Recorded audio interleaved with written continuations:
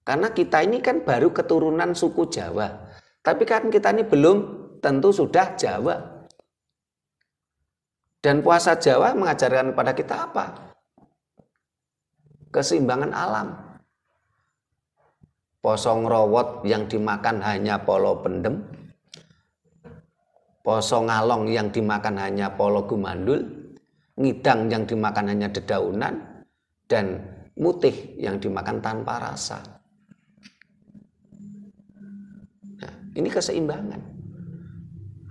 Sekaligus kalau kita sering-sering puasa Jawa ya, 4 anasir alam dalam tubuh kita itu seimbang, metabolisme kita bagus, ya. Mindset kita pun juga akan terkendali.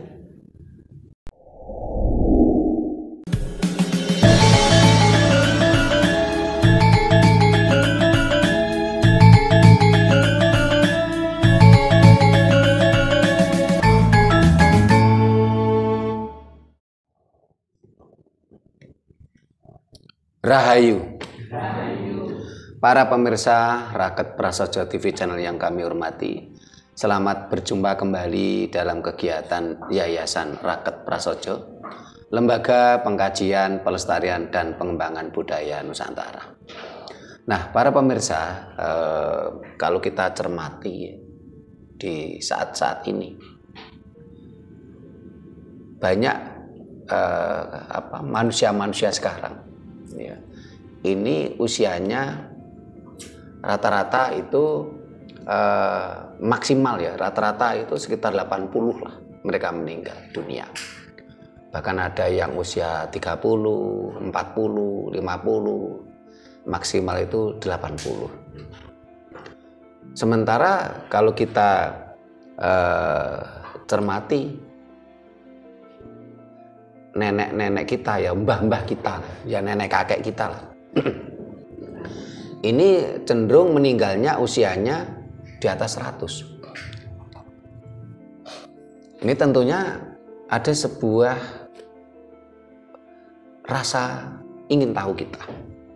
Perlu kita renungkan, ya. Kenapa usia manusia sekarang cenderung pendek?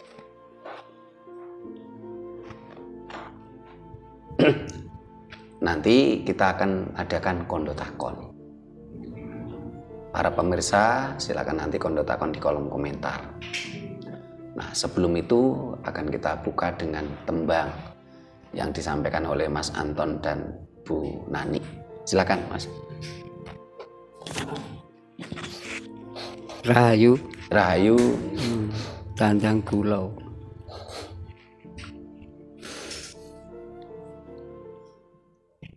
Dadya taruna utama,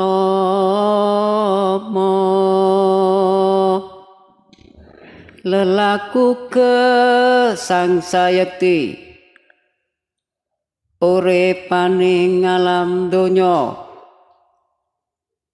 guyub rukun diugemi, rukti diri pribadi, dimen mangya rahayu, iku aran satriya, satriya tepo palupi, rabawane dadi sang sami bawana. Rahayu. Rahayu, Mas Anton. Lanjut Bu Nani. Ini Mas Anton tuh memang kita untuk contoh para pemirsa lah, kalau ingin belajar tembang Jawa jangan takut salah. Ya, walaupun ada pemirsa kadang-kadang misalnya suaranya belum begitu bagus kok ditampilkan. Nah, ini untuk contoh, karena banyak di antara kita mau belajar aja takut salah. Ya kapan belajarnya kalau takut salah? Nah, silakan sekarang Bu Nani yang nembang. Nggih, monggo. Rahayu. Rahayu. Sarung jagung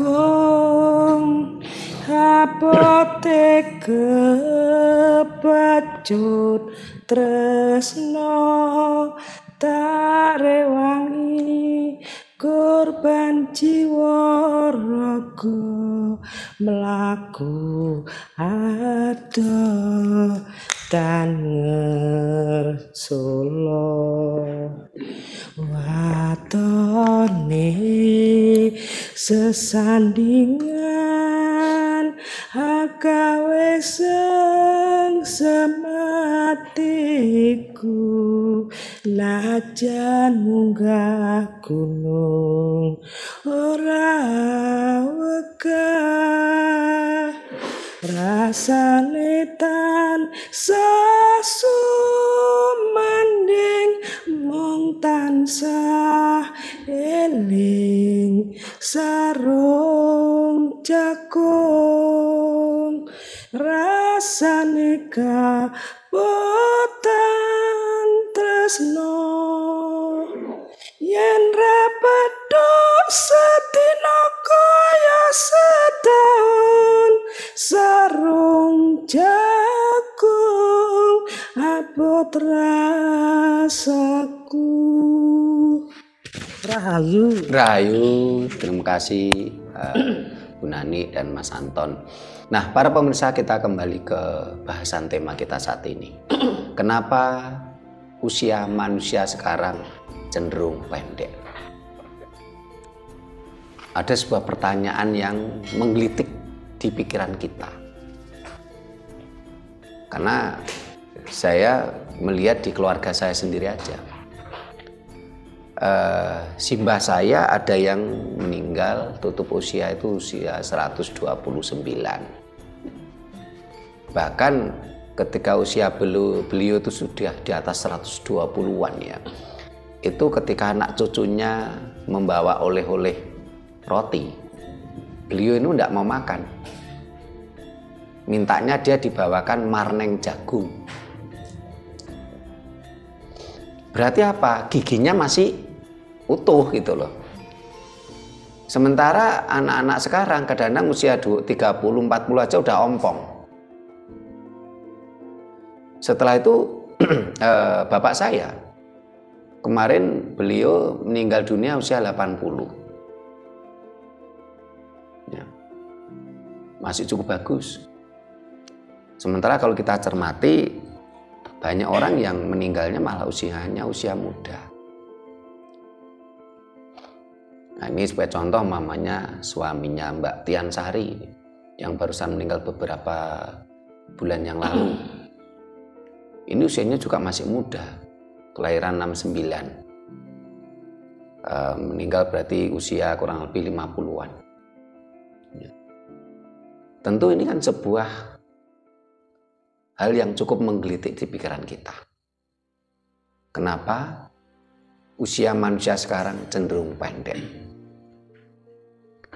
Nah, kalau saya cermati, ini nanti kode takonnya, saya ingin mencoba memberikan prolog menurut apa yang saya cermati. Usia pendek itu terkait satu tentang pola pikir, mindset. Ini juga mempengaruhi usia kita. Contohnya bagaimana? Contoh saja umpamanya kita tanya ke teman, saudara, atau kenalan. Ya.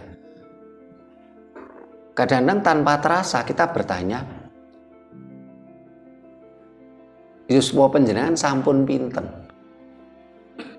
Usia jenengan, usia Anda sudah berapa?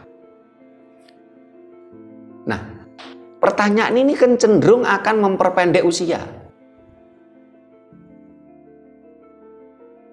Ini banyak yang terjadi. Usia Anda sudah berapa? Yuswa panjenengan sampun pinten? Ini kan memperpendek usia. Seolah-olah usianya sudah, sebagai contoh namanya sudah 50, kan berarti kan sudah. Kenapa kita tidak bermindset, berpikir, bertanya usia Anda baru berapa? Yuswa panjenengan nembe pinten. Ini berarti apa? Mindset kita mendoakan. usia Anda baru berapa? Ya supaya panjenengan nembe pinten. Begitu juga yang menjawab juga terjadi salah mindset juga. Umur saya sudah sekian. Bahkan ada kala itu merasa ditua-tua nih awake dewi. Oh saya itu udah tua gitu. Usia saya sudah 60 gitu. Kata sudah itu kan berarti kan memperpendek usia. Kenapa kita tidak berpikir, bermindset usia saya baru 60. Usia saya baru 55 sebagai contoh gitu. Nah, ketika saya ketemu orang-orang yang bilang umpamanya, oh usia saya sudah 60. Ini saya kadang-kadang APS-nya karena saya berpikiran positif, saya bilang gini, oh masih muda. Padahal dia udah bilang, oh usia saya sudah 73. Saya tetap saya bilang, oh masih muda. Nah kadang-kadang dia tetap belum sadar juga, wong sudah 73 kok masih muda. Dia juga belum sadar juga. Akhirnya saya bilang begini, ya masih tua besok lah daripada sekarang. Ini mindset. Ini adalah ilmu psikologi. Nah, apalagi mohon maaf bagi saudara-saudara kita yang mabuk ajaran Dayoh, ini juga cenderung usianya pendek gitu loh. Kenapa? Karena mereka selalu bertolak ukur sang pujaan mereka. Lah kalau bahkan kadang-kadang mereka bilang begini, wah sudah untung saya sudah dapat bonus karena pujaan saya aja meninggalnya 63. Lah usia saya sekarang kan sudah 70, udah bonus 7 tahun. Tanpa mau mempelajari sejarah, sang pujaannya tadi meninggal bukan meninggal sewajarnya. Meninggal diracun. Kalau pujaannya Mas Doni itu malah usia 33 yang meninggal sebagai narapidana. Nah, nanti rak nyambung sendiri. Oh iya. Nah, lah kalau tolak ukurnya sang pujaan kan ya, kalau pujaannya Mas Doni usia 33 kalau nggak salah meninggal sebagai narapidana. Berarti Mas Doni kan sekarang usianya 40 berapa sekarang? 29 tahun. Baru 29 ya. Loh, kalau usianya baru 29 berarti 4 tahun lagi gitu.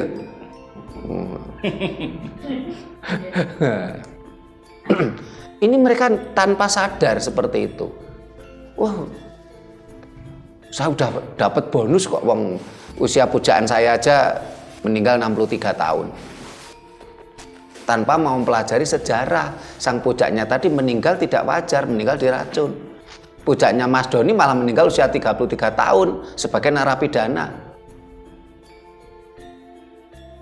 Dinyatakan bersalah oleh masyarakat waktu itu, oleh negara pada waktu itu, gitu loh. Ya.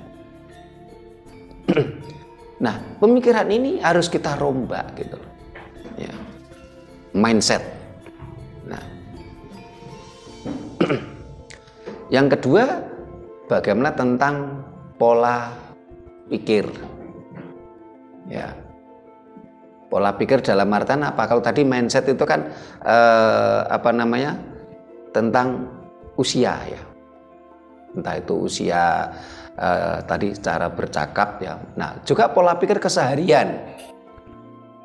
Saat ini banyak orang yang mudah stres. Nah, karena berpikir sesuatu yang kadangkala sebenarnya tidak perlu dipikir tapi dipikirkan gitu loh. Ya. Sebenarnya nggak perlu dipikir tapi dipikirkan. Atau bahkan kadang-kadang mencari-cari sesuatu yang harus dipikirkan.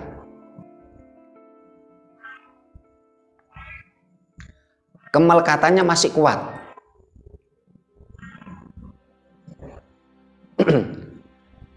Sehingga ada juga yang kadang-kala itu dia takut mati, akhirnya stres. Nah, akhirnya malah menjadi apa? Cepat mati gitu loh. Orang yang takut mati malah cepat mati. Kenapa? Karena dia menjadi stres, akan memperpendek usianya. Padahal kalau di dalam ajaran Jawa, kematian itu tidak perlu ditakutkan. Kenapa? Karena kematian itu sesuatu yang pasti. Tidak perlu ditakutkan, tetapi juga tidak perlu kita cari. Kita harus berpikir positif supaya hidup kita berguna untuk sesama. Nah, setelah itu juga pola makan. Pola makan itu yang banyak juga orang yang saat ini sudah kita untuk mencari makanan yang organik sudah sulit saat ini. Bahkan kalau kita lihat ke desa-desa itu bahkan pohon pisang aja disuntik. Belum waktunya tua disuntik. Nah, kita sulit untuk mencari makanan-makanan yang benar-benar organik saat ini. Semuanya serba racun. Buah sudah disemprot dengan pestisida. Setelah itu belum waktunya matang itu disuntik supaya matang. Ya. Minimal tuh biasanya saya lihat itu dikasih ini minuman minuman energi yang sasetan itu supaya cepat cepat matang. Padahal minuman sasetan tadi berbahaya, dikonsumsi langsung oleh manusia saja berbahaya, membahayakan ginjalnya. Begitu juga tentang pemerintah ikut ambil bagian kesalahan ini, karena yang melegalkan pestisida ya pemerintah. Dan juga pemerintah tidak punya aturan yang jelas melarang bagaimana orang ketika pisang belum masak disuntik biar masak, dan buah-buah yang lain.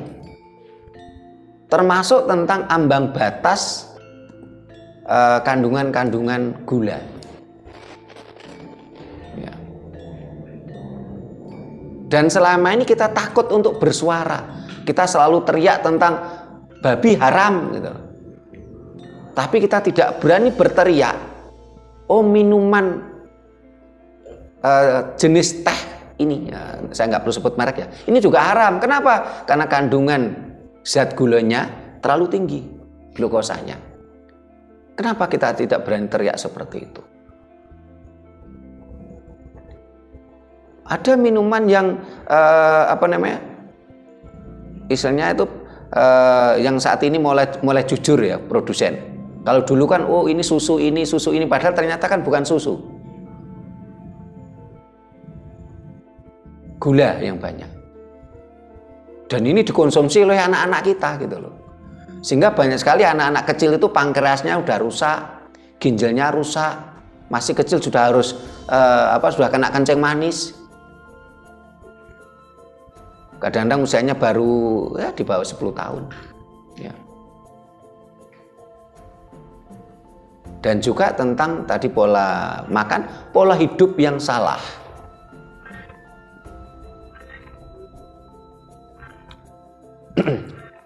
Pola hidup yang salah bagaimana? Beberapa waktu yang lalu saya sudah membuat video yang berjudul apa bedanya manusia dengan hewan. Inilah pola hidup yang salah. Karena selama ini banyak sekali di antara kita, kalau saya lihat barangkali sudah mencapai 85% masyarakat di Indonesia ini pola hidupnya salah. Mohon maaf, mirip dengan hewan. Saya tidak mengatakan bangsa Indonesia hewan loh ya, mirip pola hidupnya. Bagaimana itu pola hidup hewan? Mohon maaf. Pagi hari bangun, kita sarapan makan. Setelah makan kita bekerja. Entah ke kantor, ke pasar, ke sawah. Kalau Mas Doni taruhlah nge-grab ya. Mas Hadi itu ke kantor-kantor servis printer, ya. Bu Nani taruhlah kemarin waktu belum pensiun ke sekolahan. Tapi intinya kan cari makan. Ke pasar ya cari makan, ke sawah ya cari makan. Bu Nani ke sekolahan ya cari makan. Mbak Titah ini marketingnya obat-obatan ya cari makan. Sore hari pulang ke rumah makan. Setelah makan tidur. Dan itu terus-menerus berhari-hari. Berminggu-minggu, berbulan-bulan, bertahun-tahun. Pagi hari makan. Setelah makan keluar cari makan. Bekerja cari makan. Pulang makan lagi, tidur lagi. Coba kita lihat binatang, mohon maaf. Taruhlah sapi atau kambing ya. Pagi bangun ya dikasih makan sama juraganya. Nah, setelah itu diajak ke padang ilalang, padang rumput. Di situ juga cari makan. Sore hari dibawa pulang ke kandang kasih makan lagi. Setelah itu tidur. Besok seperti itu lagi. Coba renungkan. Kalau pola hidup kita seperti itu, apa bedanya kita dengan hewan? Kita sudah lupa tentang ajaran leluhur kita dulu. Nah ini supaya ada kondotakon ini saya cukupkan dulu di sini tentang prolog saya. Pemirsa saya tunggu kondotakonnya di kolom komentar. Ini mumpung di depan Ibu Nani mau disampaikan. Bu Nani atau Mas Doni. Kalah tuwek dhisik. Rebutan tuwek ya. Rahayu. Yang terakhir tadi penyan katakan bahwa cara hidup manusia itu seperti hewan. Nggih. Pola hidup terus, ya. Iya, kayak hidup atau pola Nggih, hidup. sama nggih. Nah, itu bagaimana cara untuk menghilangkan agar cara hidup kita itu tidak dikatakan seperti hewan, sesuai dengan ajaran leluhur. Ya, tadi dikatakan bahwa mengapa manusia sekarang itu cepat mati kan gitu ya. Usianya pendek. Usianya pendek ya, otomatis cepat mati. Gitu. Cepat mati. Kalau cepat mati kok kasar banget gitu loh. Jadi judulnya kan kenapa usia manusia sekarang cenderung pendek. Ojo kasar-kasar kan. Ya ujung-ujungnya kan gitu. Ya mati. Ya, kenapa? Tadi kan sudah terjawab karena ada mindset, pola pikir, pola makan, ya otomatis pola dhewe. Pola dhewe. Nggih. Kakean pola. Juga karena kesalahan diri sendiri juga. Benar. Misalnya, karma kita sendiri. Tidak hati-hati di jalan. Dan semua itu karma kita. Dan untuk makanan itu mungkin ada hal-hal yang kita bisa terkontaminasi adanya zat-zat itu tadi. Itu yang menyebabkan bertolak belakang dengan kebutuhan pertumbuhan kita. Nah, itulah akhirnya dapat menghambat tumbuh dan kembangnya diri kita. Akhirnya disitulah titik kelemahan yang akhirnya menjadi umur kita itu pendek. Sekarang yang saya tanyakan, kenapa di fakta dalam kehidupan sehari-hari itu wanita dan pria itu usianya itu wanita lebih panjang daripada pria. Itu saja sementara maturun rahayu. Rahayu. Mas Doni. Rahayu. Saya sedikit menambahkan apa yang disampaikan oleh Romo Sutrimo tadi. Jadi mengapa sih usia manusia sekarang cenderung pendek atau katanya Bu Nani cepat mati ya? Cepat mati. Nah, artinya tadi udah disebutkan sama Romo yang terkait dengan asupan makanan yang dikonsumsi ya. Itu salah satu faktor yang mempengaruhi juga. Terus berikutnya lagi terkait psikisnya. Jadi bagaimana dia mengelola tingkat stresnya itu. Termasuk salah satunya kan dari aspek kemelekatan yang yaitu yang cenderung mempengaruhi kondisi psikisnya itu. Namun di sini saya melihat ada satu hal sebenarnya itu yang seringkali diabaikan. Artinya gini, menurut saya, jadi orang-orang yang berkesadaran itu akhirnya yang pada akhirnya menyadari susunan tubuh ini bukan hanya di tubuh fisik saja, tapi ada beberapa lapisan tubuh ya. Kalau saya menyebutnya namanya tubuh energi seperti itu. Dan di sana ada organ-organnya juga. Kalau saya menyebutnya akhirnya itulah cakra-cakra yang ada di tubuh ini. Nah, karena ini di aspek energi, cakra-cakra tadi itu akhirnya yang mempengaruhi ke kelenjar-kelenjar di bagian tubuh. Nah, misalnya kayak tadi kan terkait kelenjar-kelenjar letaknya di mana saya nggak hafal ya. Tapi intinya saya menganalogikan kalau terkait pankreas tadi. Nah, ini kan kaitannya dengan gula ya. Nah, seperti itu. Ini kalau pendekatannya dari sudut pandang yang tubuh energi tadi. Nah, ini perlunya kita memastikan keseimbangan cakra itu tetap mengembang seimbang dan ya ini tetap berfungsi yang dalam kondisi yang bagus kan seperti itu. Kan dengan kondisi cakra yang mengembang seimbang terkait bagaimana ini nanti akhirnya ke kelenjar itu akhirnya mensekresi hormonal. Nah, hormonal ini nanti yang akhirnya mempengaruhi organ-organ di tubuh fisik kita. Nah, artinya apa? Dengan organ-organ tubuh fisik tadi sehat, berfungsi dengan normal, termasuk bagaimana kebutuhan hormon tadi juga terpenuhi ya. Ya akhirnya tubuh akan tetap dalam kondisi yang sehat. Nah, dengan kondisi seperti itu logikanya nih, ini menurut saya loh ya. Saya percaya manusia hidup di bumi ini ya. Ini kan kita bicara hidup berarti kan ke jasad fisiknya, bukan di aspek sukmanya loh ya. Tapi di aspek jasad fisiknya ini kan itu tadi kurungannya rusak, mabur kan seperti itu. Nah, ini skopnya lebih ke yang kurungannya rusak tadi. Nah, ini kan ada jangka waktunya. Sementara hingga jangka waktu ini kuota istilahnya gitu ya.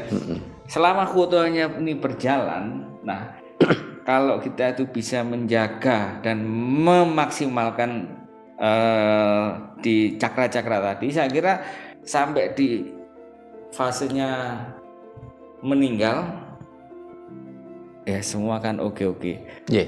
Itu kalau menurut saya. Nah, sementara terkait ini belum terkait yang karma lagi. Karma lagi kan misalnya nih sakit-sakitan atau apa. Nah, ini beda lagi konteksnya. Namun menurut saya seperti itu. Terima kasih. Terima kasih Mas Doni. Mas Anton, mumpung di sebelah kanan dulu baru nanti geser sebelah kiri. Rahayu. Mengapa manusia sekarang usia pendek? Berarti manusia dulu kan umurnya panjang. Sebetulnya kalau manusia itu umurnya sepanjang berapa? Maksimal itu umur berapa? Apa 100 lebih, apa 200, apa 300? Katanya ada yang ngomong, ada manusia dulu umurnya panjang sampai 1000 tahun. Mohon penjelasannya itu aja, Romo. Terima kasih Mas Anton. Ke Bu Nani dulu. Kenapa yang disampaikan Bu Nani tadi intinya adalah kenapa kok perempuan usianya lebih panjang daripada laki-laki. kalau kita cermati memang tingkat stres itu lebih kuat pada laki-laki. Karena di dalam culture kita, sosial budaya kita, ini laki-laki itu kan dituntut tanggung jawab. Kalau perempuan tidak. Tetapi perempuan dituntut kesetiaan.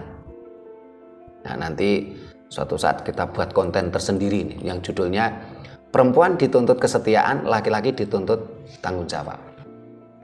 Nah, karena laki-laki dituntut tanggung jawab, tentunya cenderung tingkat stresnya lebih banyak dibandingkan perempuan. Karena ketika perempuan itu ada masalah, ya, ini dia bisa melampiaskan, dia bisa minta pengayoman pada suaminya. Tapi kalau seorang laki-laki, seorang suami mengalami permasalahan, ini dia cenderung istilahnya tidak akan meminta ke siapa gitu loh. Kalau ke istri cenderung hanya sharing bentuknya. Tapi kalau istri ke suami kan bentuknya tidak sekedar sharing, tapi minta perlindungan, minta pengayoman. Sehingga di dalam kasana budaya Jawa itu laki-laki kan kudu ngayemi, ngopeni,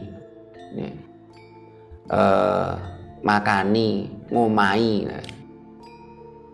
lima ngo ya. Nah, di sisi lain, ya, perempuan dengan melahirkan ini akan terjadi pembaruan sel, atau perempuan tadi minimal 1 bulan sekali terjadi menstruasi, keluarnya darah kotor, ya. Ketika darah kotor keluar, ini akan terjadi pembaruan sel, apalagi pada waktu melahirkan. Sehingga cenderung perempuan yang anaknya banyak itu cenderung usianya panjang. Ini banyak fakta, banyak penelitian yang sudah mendukung. Ya. Perempuan yang anaknya banyak cenderung usianya panjang dibandingkan perempuan yang tidak punya anak atau anaknya cuma sedikit. Sehingga ketika ada faktor kontrasepsi yang menjadikan perempuan tidak menstruasi, ini juga memperpendek usia. Karena darah kotor tidak keluar. Saat ini banyak suami istri yang mohon maaf yang hanya mengejar kenikmatan sesaat. Ini dibuat istrinya nggak men, sehingga bisa dipakai setiap saat. Karena kalau istrinya men kan minimal rata-rata 1 minggu nggak bisa dipakai. Ya. Itu sebabnya kenapa perempuan lebih cenderung usianya panjang. Kalau Mas Doni, yang disampaikan Mas Doni tadi adalah kondo, bukan takon. Tapi yang ditambahkan Mas Doni memang benar, karena memang aspek tubuh kita ini kan ada tubuh energi, ada tubuh jasad ya, dalam arti kurungan. Yang kita sampaikan di sini adalah dalam standar manusia normal ya, bukan manusia-manusia tertentu yang dia mendapatkan karma mulai lahir sudah sakit-sakitan. Yang kita bahas di sini adalah standar manusia secara umum. Ya. Nah, kalau kita mampu membuat metabolisme dalam tubuh kita terjaga, kurungan kita tuh benar-benar terjaga, ya tentunya kurungan kita kan awet. Nah, tetapi kalau kita tidak mampu menjaga keseimbangan metabolisme, tidak mampu menjaga keseimbangan anasir alam dalam tubuh kita, selaku mikrokosmos, ya otomatis kurungannya cepat jebol. Yang kurungannya jebol otomatis burungnya mabur, terbang. Itulah sebabnya di dalam pola makan, di dalam ajaran Jawa kita diharuskan puasa. Coba pemirsa simak itu video kita yang berjudul Orang Jawa Seharusnya Puasa. Karena untuk menjadi Jawa kita harus puasa. Karena kita ini kan baru keturunan suku Jawa. Tapi kan kita ini belum tentu sudah Jawa. Dan puasa Jawa mengajarkan kepada kita apa? keseimbangan alam. Poso ngrowot yang dimakan hanya polo pendem, poso ngalong yang dimakan hanya polo gumandul, ngidang yang dimakan hanya dedaunan, dan mutih yang dimakan tanpa rasa. Nah, ini keseimbangan. Sekaligus kalau kita sering-sering puasa Jawa ya, 4 anasir alam dalam tubuh kita itu seimbang, metabolisme kita bagus, ya. Mindset kita pun juga akan terkendali.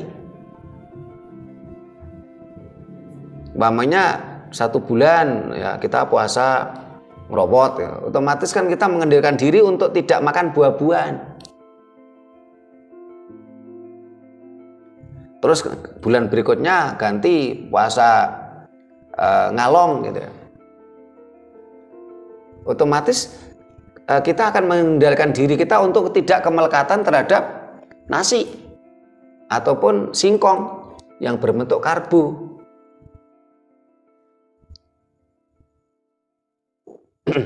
Begitu juga namanya kita poso ngidang yang dimakan hanya daun.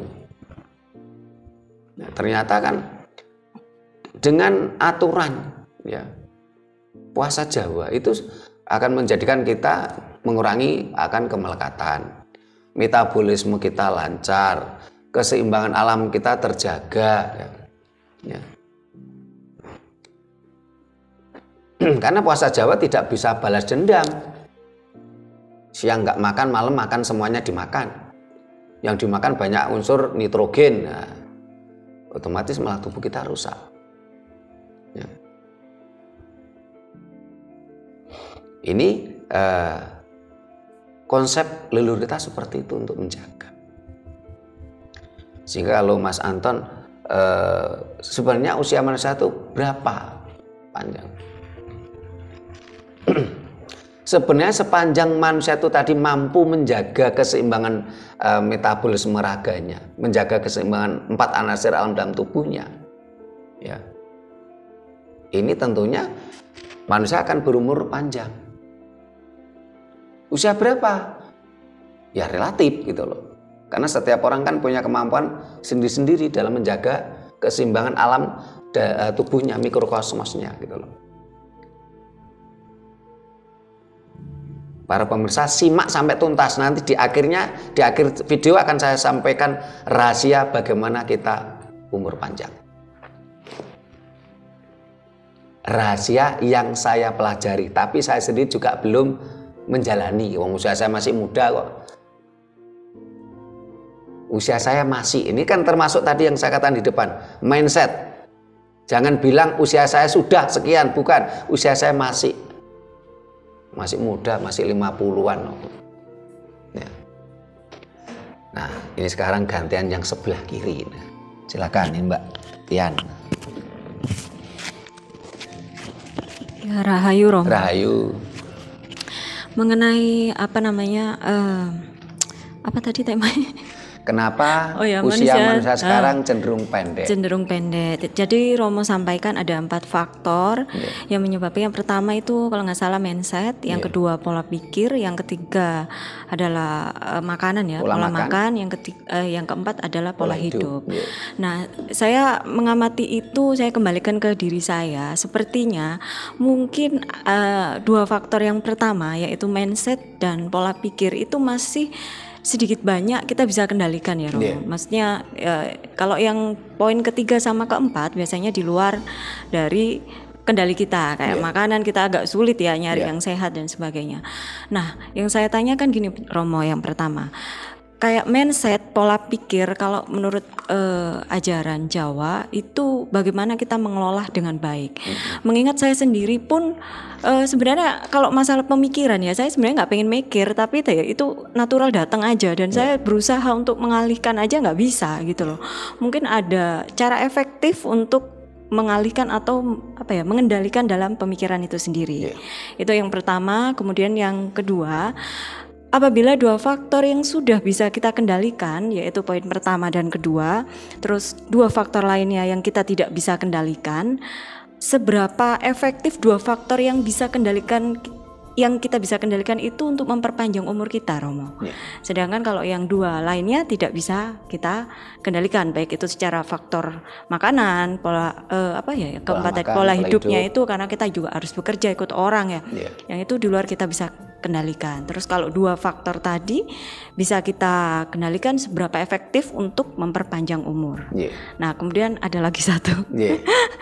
Untuk pertanyaan yang ketiga, menurut ajaran Jawa leluhur kita, sebenarnya mengenai usia itu apakah sudah ada takdir masing-masing atau memang itu kita diberikan kebebasan, dalam arti kalau kita lahir di dunia ini dengan mempunyai pola hidup 4 faktor tadi dijalani dengan baik, ya otomatis umur kita panjang. Atau memang sudah ada takdir atau garisnya itu sendiri. Itu aja, Romo. Terima kasih. Rahayu Mbak Tiansari. Mbak Titah silakan. Tuh, belum mau nanya. Jauh-jauh dari Sidoarjo nggak tanya. Monggo. Monggo Mas Adi. Rahayu. Ini saya nggak bertanya, cuma kondo sharing. Dan memang sekarang itu umur manusia itu memang pendek-pendek. Kemungkinan itu karena memang faktor gaya hidup kalau menurut saya. Pola hidup. Ya, gaya hidup. Kalau gaya hidup orang zaman dulu itu sebelum ada alas kaki kan memang nggak pakai alas kaki. Jadi kalau pagi itu saya sendiri merasa kalau pagi jalan-jalan ke ladang, ke sawah itu memang energinya itu bagus untuk kesehatan memang gitu. Lalu mungkin zaman sekarang jarang orang sekarang pagi-pagi langsung nggak pakai alas kaki jalan ke ladang gitu. Mungkin langsung bangun tidur, ku terus mandi, mungkin gitu. Bangun terus, ku terus mandi ya. Kita cara Mas. Terima kasih Mas Hadi. Saya balik aja biar jadi dari Mas Hadi tadi dulu, jadi tentang pola hidup ya. Sebenarnya orang tua kita dulu, leluhur kita dulu itu juga sudah mengenal terompah atau alas kaki. Ya. Bahkan kalau kita lihat di wayang kulit, ya, padahal wayang kulit itu menurut Dr. Haseo itu kan 2500 tahun sebelum Masehi sudah ada wayang kulit. Itu sudah mengenal sepatu juga. Tetapi orang Jawa memiliki pemikiran tentang sinergitas, harmonisasi mikrokosmos makrokosmos.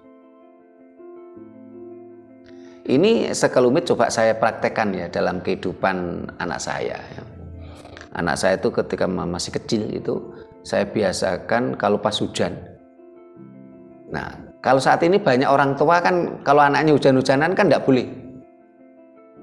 Oh, jangan hujan-hujanan nanti sakit kan gitu. Seharusnya enggak. Waktu kecil tadi musim hujan anak saya suruh biar hujan-hujanan tapi enggak boleh pakai alas kaki.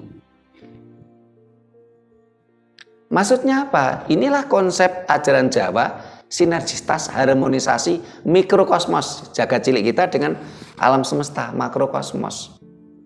Sekali waktu ya kita pakai terompah, pakai sepatu. Tapi sekali waktu juga tanpa sepatu. Nah, ini bagi para pemirsa yang kebetulan punya anak kecil, coba biasakan. Ya, apalagi anak kecil yang baru mulai jalan ya usia sekitar 2 tahunan lah itu. Hujan, malah diajak hujan-hujanan tanpa alas kaki. Dan kalau saya cermati, anak-anak saya cenderung tidak mudah sakit gitu. Sementara kan saat ini banyak orang tua yang terlalu protection tuh. Anaknya hujan-hujanan dikit nggak boleh, katanya nanti sakit. Anaknya main lumpur nggak boleh. Padahal kalau cuman pakaian kotor kan bisa dicuci. Ya. Ini yang harus pola hidup ini juga yang harus kita gaungkan kembali. Sekali waktu kan ketika hujan tadi, ini kan ada energi dari Bopo Angkoso. Ya. Kalau kita terus mulai kecil tadi diajari dia hujan-hujanan tanpa alas kaki, ini kan menjadi semacam ground, penyatuan energi antara Bapak Angkoso, Ibu Pertiwi. Tapi kalau anak-anak kita itu tidak dibiasakan itu, otomatis kan tidak ada kesinambungan, tidak ada harmonisasi antara energi Bapak Angkoso dan Ibu Pertiwi. Coba dipraktekkan. Pertanyaannya umpamanya, bagaimana Pak kalau sudah tua-tua gini? Wah, ini barangkali sekali waktu tidak apa-apa gitu loh. Hujan-hujanan. Ya. Kalau alergi ya nanti ini setelah hujan-hujanan terus kita mandi. Secepatnya mandi untuk netralisir gitu. Tapi memang kalau udah tua itu kan memang rentan ya, ada yang alergi ya, ada yang mudah masuk angin gitu. Waktu hujan-hujanan itu tidak harus telanjang. Tetap aja. Jadi tetap berpakaian lengkap, apalagi kalau telanjang jadi tertawakan orang kalau udah dewasa kok telanjang main hujan-hujanan. Kecuali hujan-hujanannya di ruangan tersendiri ya, kayak mamanya di rumah saya ini depannya sanggar, kan belakangnya kan rumah utama, sehingga walaupun hujan-hujanan telanjang nggak ada yang tahu gitu. Tapi kan tidak semua mode rumahnya kan seperti saya gitu loh. Wah, atau seperti Bu Nani itu di belakang itu bisa itu. Nah. Apalagi kalau rumahnya kayak rumahnya anak saya di perumahan itu cuma 6x10 itu kan tidak mungkin. Terus ke Mbak Tian Sari. Dari 4 tadi pola mindset ya, cara pandang ya mindset, terus pola pikir, pola makan, pola hidup. Ya. Cara pandang atau mindset dengan pola pikir ini seberapa pengaruhnya terhadap usia? Ya, pengaruhnya cukup besar.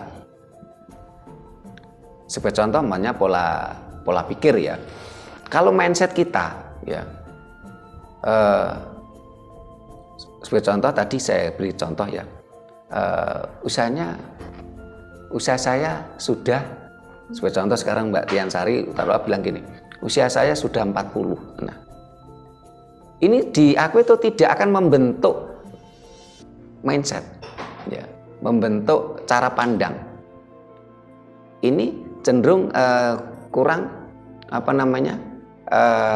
motivasi gitu loh. Berbeda dengan saya masih muda kok, usia saya baru 40 ya.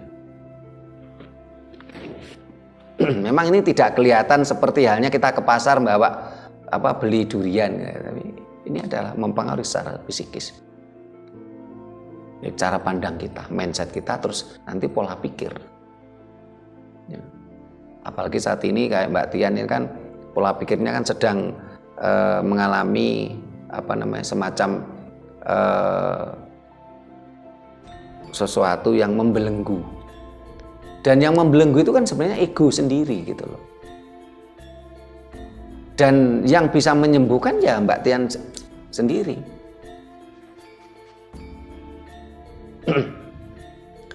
Yang kemarin sempat down ya harus bangkit. Yang bisa membangkitkan ya diri sendiri gitu loh. Saya dianggap sebagai orang tua hanya sekedar membantu, sehingga kadang-kadang saya puji, lo Mbak Tian lo masih cantik, masih ayu, harus semangat kan gitu ya. Ini kan bagaimana tentang mindset, cara pandang kita ketika kita memperkenalkannya omongan dengan seseorang. Ada yang tanya usianya berapa, oh baru 40, baru 38 ya Mbak Tian ya.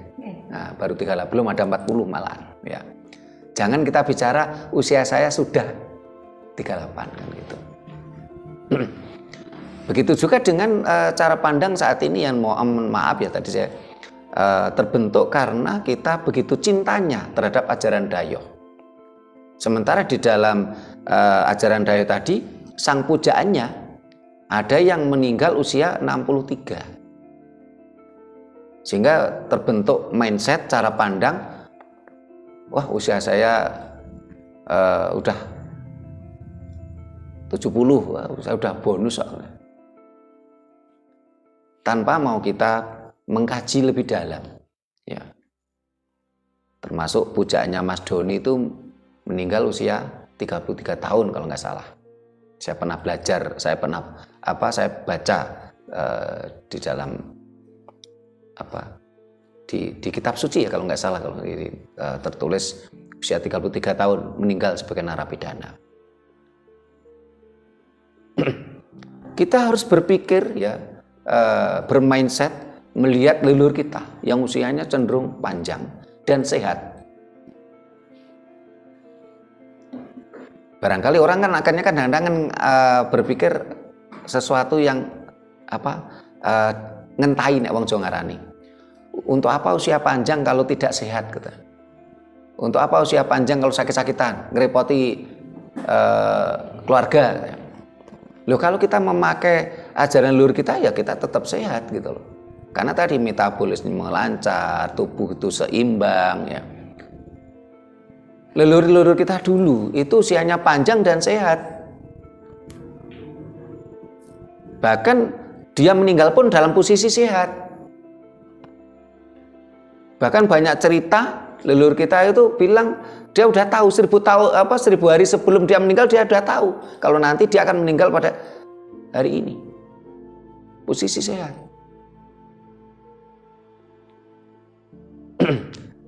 Saya pernah ini cerita simbah saya sendiri.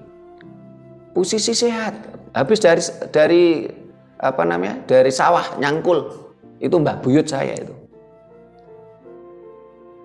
Dia bilang ke Mbah Buyut, "Putri, mbokmu aku tak ngaso yo." Dia tidur di dipan, kemulan tiker, langsung 12. Karena kemampuan leluhur kita yang sudah mampu mensinergikan, mengharmonisasikan antara mikrokosmos dan makrokosmos, jagat cilik dan jagat gede. Sehingga cara pandang harus kita rubah mulai saat ini. Karena ketika bicara usia itu pasti di mana-mana sering bicara usia, umpamanya kita ngurus administrasi, pasti ditanya usianya berapa. Pasti itu. Ya bilang aja usia saya baru 38. Jangan bilang usia saya sudah 38 atau jangan bilang usia saya 38. Karena kalau kata-kata usia saya 38 sama usia saya sudah 38 kan sama ini. Berhenti toh, usia saya 38. Harus ada kata-kata usia saya baru 38.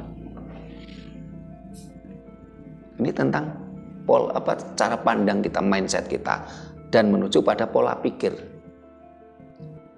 Dan pola pikir tentunya akan mengarah supaya kita tidak kemelekatan. Apalagi kemelekatan pada sesuatu yang sudah hilang. Entah itu pasangan hidup kita, entah itu harta benda kita. Ya memang ini tidak gampang. Teorinya mudah, tapi prakteknya tidak gampang, sehingga saya tidak pernah maidu. Ya, apa yang dirasakan oleh Mbak Tiansari atau para pemirsa yang lain. Wong saya juga pernah ngalami. Ketika kena krisis moneter tahun 98, tahun 2000-an. Saya juga pernah ngalami stres gitu loh. Ya. Sampai saya botak, padahal dulu itu rambut saya gondrong panjang. Pola pikir yang mempengaruhi. Botak terus wajah kelihatan tua. Saya berusaha untuk apa? Untuk belajar dari situ.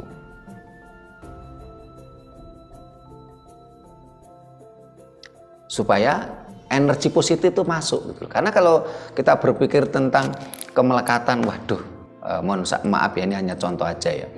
Dulu sebelum sekitar tahun 98 itu ya, saya masih ingat betul, saya waktu itu UMR Kota Malang 245. Ya, saya sudah punya penghasilan waktu itu sehari 3 juta, kena krisis itu boro-boro 3 juta sehari. Cari uang 100.000 sehari aja sulit. Ya stres gitu. Apalagi ditinggalkan pasangannya. Kita belajar. Yang bisa menyembuhkan diri kita sendiri, bukan orang lain. Orang lain hanya sekedar pemantik atau membantu saja. Harus banyak kita, nah ini nanti di akhir video nanti saya sampaikan, karena itu nanti termasuk rahasia kunci supaya usia kita agak panjang lah gitu. Kalau bisa ya panjang ya. Dan dua hal ini memang benar kata Mbak Tian tadi, ini adalah pada diri kita. Terus bagaimana tentang pola makan dan pola hidup? Ini kan kita tidak bisa sendiri ya. Pola makan memang sekarang agak sulit, karena hampir semua produk pertanian itu semuanya pakai pestisida, dan ini kesalahan pemerintah dalam membuat kebijakan. Saat ini banyak sekali bahan makanan kita yang dihancurkan oleh pemerintah. Contoh mamanya, sekarang cari padi Jawa sudah sulit. Yang ada di pasaran adalah padi hasil rekayasa.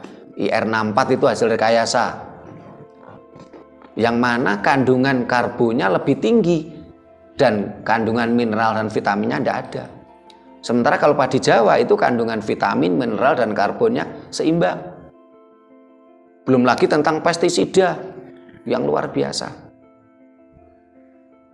Pestisida, terus pupuk pabrikan, semuanya racun semua. Sudah pakai pestisida, sudah pakai pupuk kimia. Setelah itu buahnya pisang atau buahnya mangga, belum waktunya masak, sudah dipanen, disuntik atau disemprot. Ya. Ini kan kita kesulitan ketika kita bicara pola makan untuk mencari makanan-makanan yang organik. Nah, tetapi sebenarnya kita masih bisa menyiasati dengan pola makan. Sebagai contoh gini, tadi sebelum rekaman Mas Doni cerita, dia mencoba 6 jam makan, setelah itu selebihnya nggak makan dalam 24 jam. Terus ada anggota kita juga namanya Mas Haris, itu dalam kurun waktu tertentu ini tidak makan selama berapa hari, cuman minum air putih saja.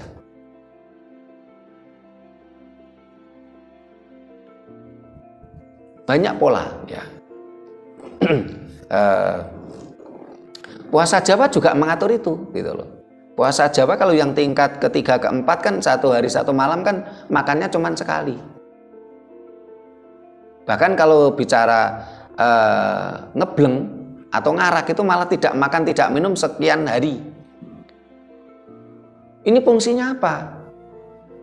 Fungsinya adalah organ tubuh kita itu diistirahatkan. Jadi tidak makan tidak minum 3 hari sebagai contoh, ngebleng 3 hari 3 malam. Konsep Jawa tidak ada ceritanya siang nggak makan, malam makan makan sebanyak-banyaknya. Ini malah memperparah kerja alat-alat pencernaan kita. Siang nggak makan, malam buah makan, daging makan, nasi makan, bakso makan, mie ayam makan, malah memperparah. Ya. Puasa Jawa nggak seperti itu, sehingga kita udah membuat video kalau Anda siam _ saum jangan ngaku puasa, karena beda konsepnya, beda aturannya ya. Saya tidak mengatakan siam dan saum itu jelek, tidak, itu bukan ranah saya, tapi saya mengatakan puasa Jawa tidak seperti itu.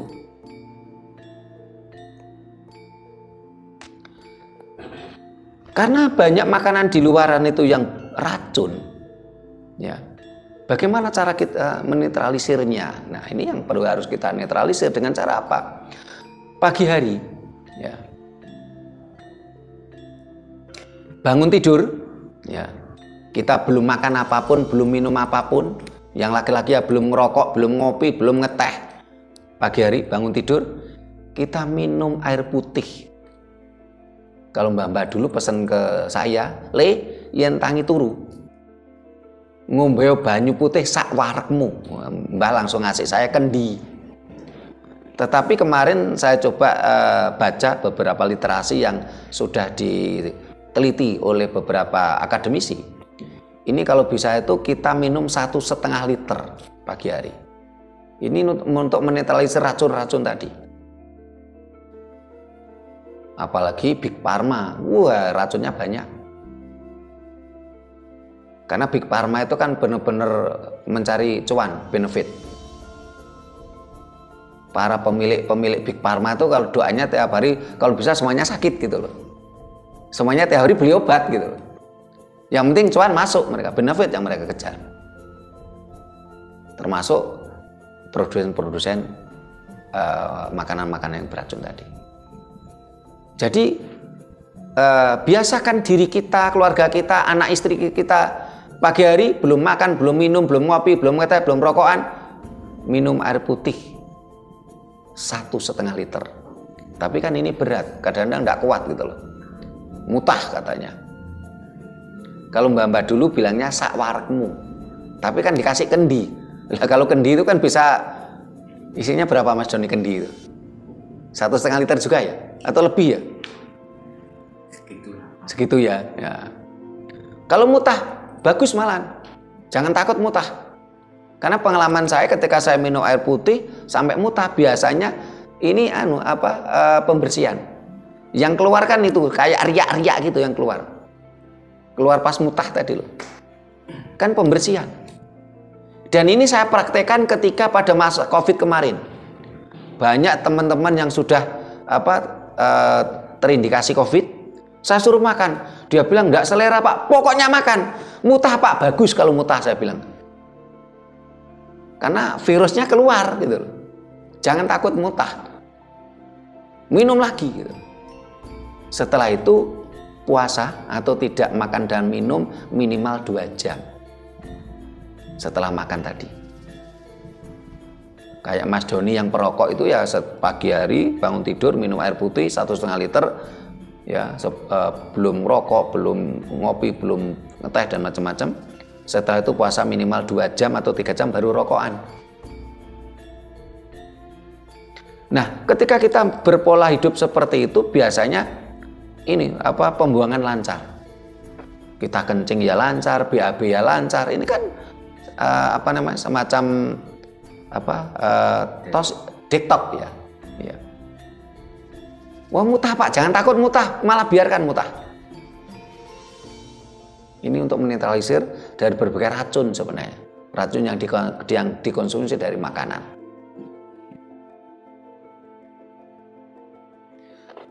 Nah, setelah itu tentang pola makan sekaligus pola hidup. Saat ini banyak manusia yang dikejar-kejar oleh kebutuhan. Sampai dia bekerja nggak tahu waktu. Barangkali kalau bisa itu dia minta waktu ke Tuhan itu 30 jam, bukan 24 jam. Nah, ketika dia banyak bekerja, diakui atau tidak, dia tidak lagi mengonsumsi bayu murti atau oksigen dengan baik. Karena ketika orang bekerja bukan sekedar bekerja keras yang nyangkul ya, yang nanti mengge-mengge. Seperti kita ini yang ngobrol ini pun disadari atau tidak kita mengonsumsi angin. Yang di situ tidak hanya sekedar bayu murti atau oksigen murni. Karena itulah leluhur kita mengajari apa? Ya, ini rahasianya. Tadi air putih ya rahasianya. Yang kedua, kita harus banyak mengkonsumsi bayu murti atau oksigen murni. bisa sekali waktu kita ke gunung, ya, kita cari udara yang benar-benar murni, dan di sana kita upayakan untuk semedi. Bagaimana karena kesibukan? Nah, saat ini kan kita punya program setiap minggu siang kan kita latihan semedi HSQ. Saya selalu tanamkan kepada peserta, mata kita terpejam, mulut kita terkatup. Kita konsumsi oksigen dari hidung kita. Yang mana hidung kita ada bulu-bulunya, ada organ yang memang untuk menyaring oksigen.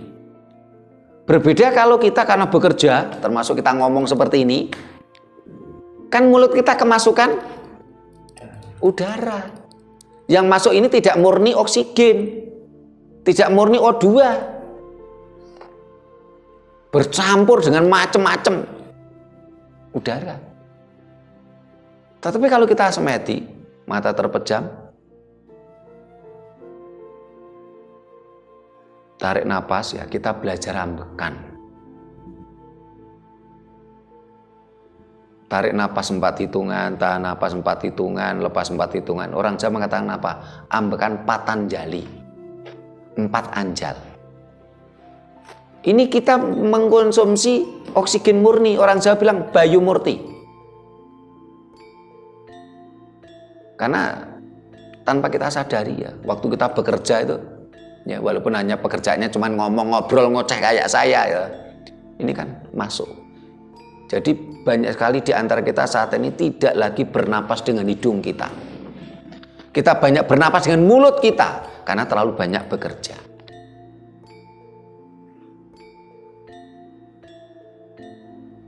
Coba renungkan, benar enggak? Sadari atau tidak? Kalau kita selama ini keseringan kita bernapas pakai mulut kita, bukan dengan hidung kita.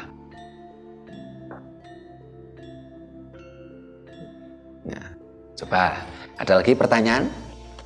Nih.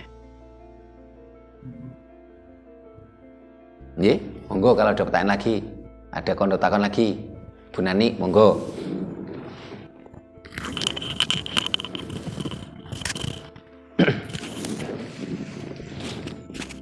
Ini ya kondo ya takon. Untuk saya pribadi sampai sekarang,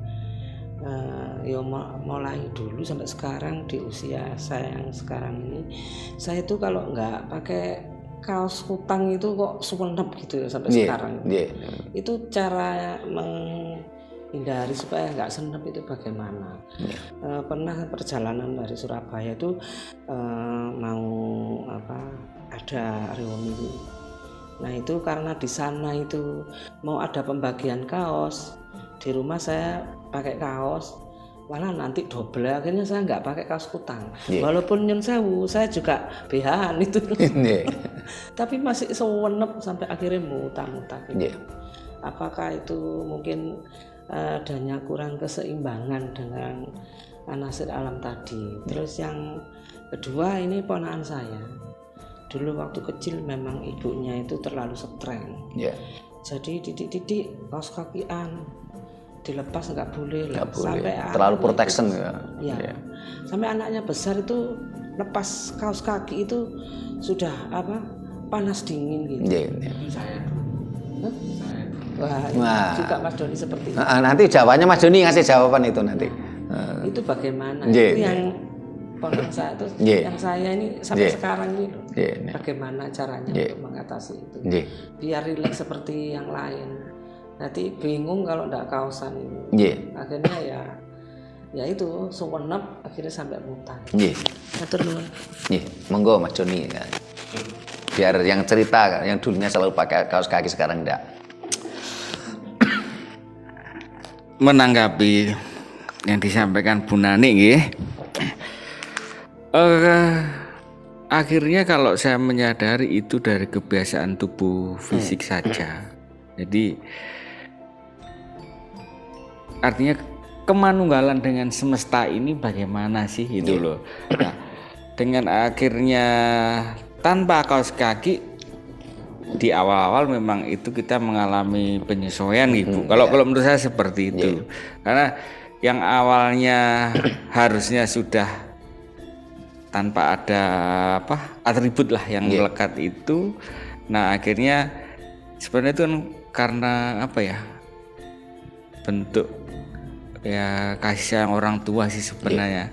Harapannya anaknya selalu dalam kondisi yang ya seperti itu. Tapi di satu sisi itu loh ada aspek yang dihilangkan. Jadi akhirnya ketika harus tanpa itu kondisi fisik anaknya nggak siap. Jadi harus mengalami sakit dahulu. Seperti itu. Kalau menurut saya, dan saya dulu juga kayak gitu. Kalau lepas kaki masuk angin gitu. Terus ya perutnya mundek-mundek, ya kepala sakit juga. Ngoten Bu Nani.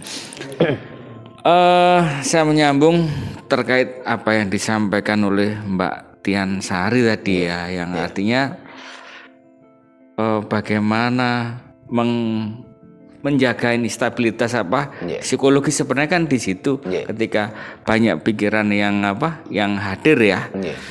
Nah sebenarnya itu salah satu poin yang saya tanyakan sebelum rekaman tadi. Cuma kan akhirnya tadi Mbak Tian Sari menjawabnya dengan di aspek sosial tadi ya. Nah sebenarnya ini justru di sini yang pengen saya diskusikan tadi itu. Ini sebenarnya saya menceritakan apa yang terjadi pada diri saya dulu. Kalau di breakdown ini sebenarnya bagaimana sih kita merilis dari aspek kemelekatan tadi itu. Sejauh mana tingkat kemelekatan kita di ini terutama di materi ya. Di materi sebenarnya kan di situ. Dan pasangan itu termasuk materi. Yes. Nah, kemudian kalau dipahami, mungkin seringkali ada yang bilang kita itu harus dinolkan dulu, gitu. Nah, bisa nggak menerima ketika kondisinya benar-benar zero ya, atau bahkan sampai minus kan kayak gitu. Nah, kita dalam menembah dengan kondisi seperti itu. Bisa lerem nggak kira-kira hatinya? Poin pembelajarannya di situ. Dan kalau menurut saya, bagaimana atau berapa lama hal itu berlangsung itu tergantung dari kita sendiri.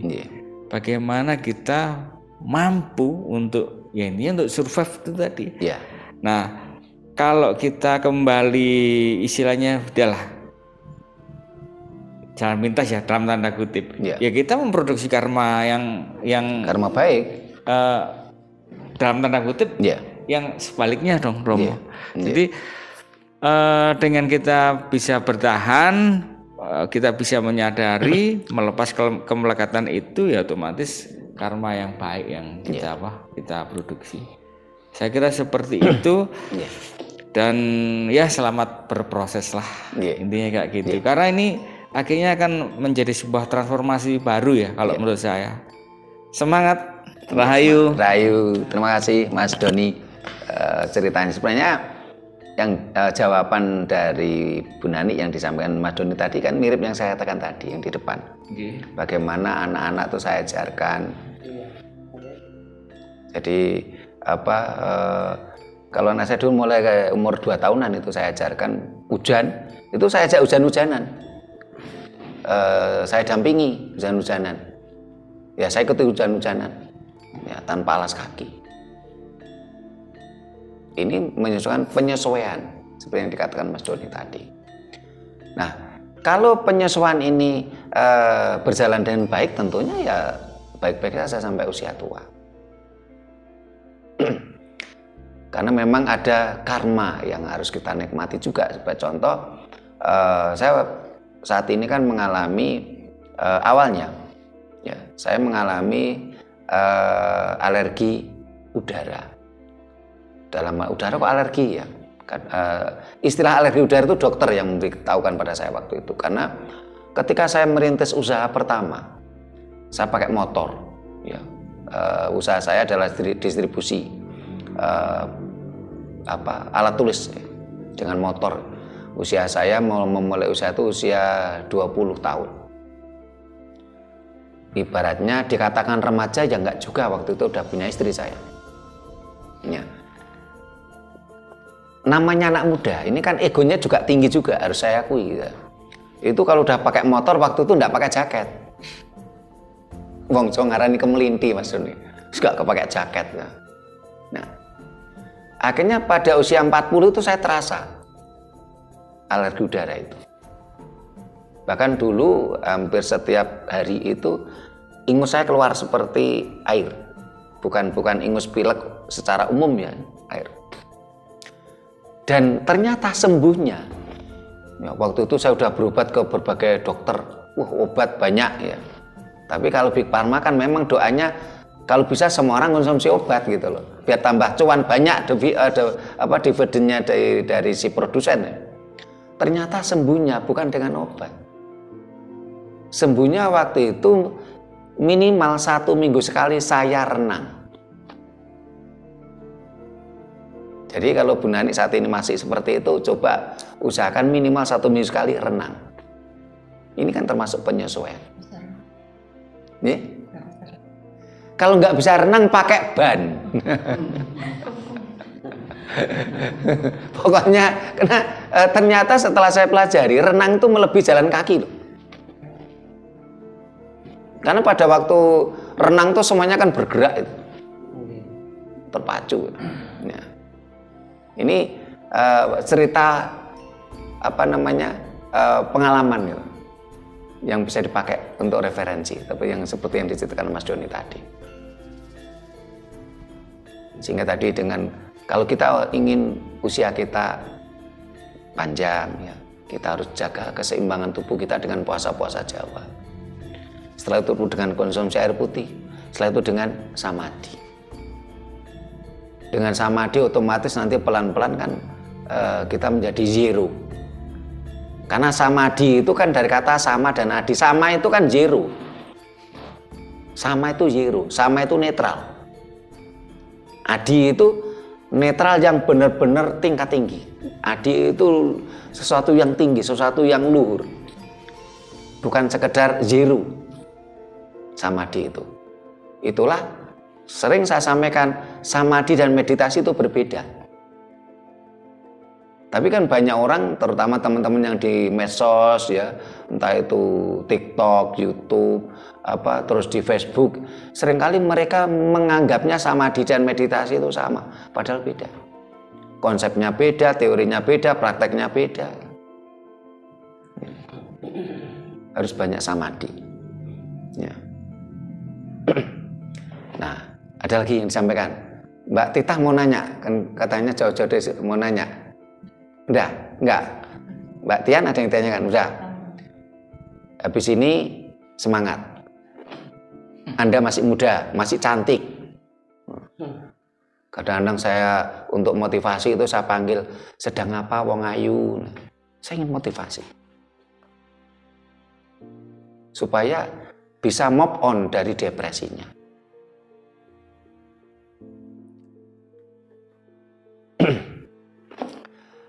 Nah, para pemirsa, demikian tadi bahasan kita, kajian kita. Kenapa usia manusia sekarang cenderung pendek?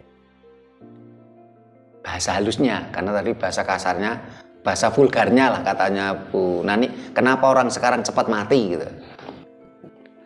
Nah, dan apa yang saya sampaikan adalah hasil dari renungan-renungan. Dan renungan ini silakan dibuktikan. Mari kita buktikan bersama, karena saya sendiri juga usia saya juga masih muda.